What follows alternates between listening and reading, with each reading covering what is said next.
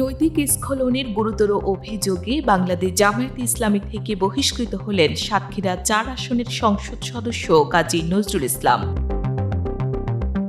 সামাজিক যোগাযোগ মাধ্যমে এক তরুণীর সঙ্গে ভিডিও ভাইরাল হওয়ার পরপরই তোলপাড় শুরু হয় দেশ জুড়ে। কিন্তু দল থেকে বহিষ্কারের পর এখন বড় প্রশ্ন, তার সংসদ সদস্য পদ কি থাকছে নাকি বাতিল হয়ে যাচ্ছে।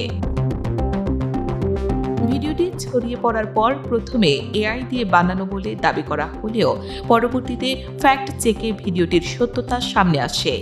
এর জবাবে গাজী নজরুল ইসলাম দাবি করেন ওই তরুণী তার দ্বিতীয় স্ত্রী। কিন্তু ঘটনার মোড় ঘোরে তখন যখন কাবিননামাটির নিবন্ধন নিয়ে ওঠে জালিয়াতির অভিযোগ।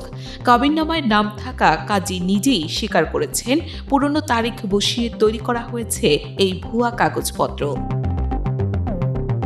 তবে জামায়াত তাকে বহিষ্কার করলেও আইনি সমীকরণটা একটু ভিন্ন। সংবিধানের ৭০ অনুচ্ছেদ অনুযায়ী দল বহিষ্কার করলেও কোনো সংসদ সদস্য নিজে পদত্যাগ না করলে তার এমপি পদ বাতিল হয় না।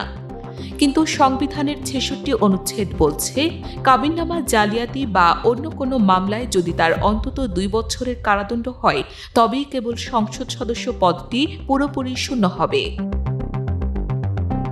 দলীয় পরিচয় হারালেও আদালতের চূড়ান্ত সিদ্ধান্ত না হওয়া পর্যন্ত সংসদে তার আসন থেকে যাচ্ছে বহাল। নৈতিকতার এমন স্খলনের পর তার নিজেরই পদত্যাগ করা উচিত নাকি আদালতের রায়ের জন্য অপেক্ষা করবেন? আপনার মতামত জানান কমেন্টে।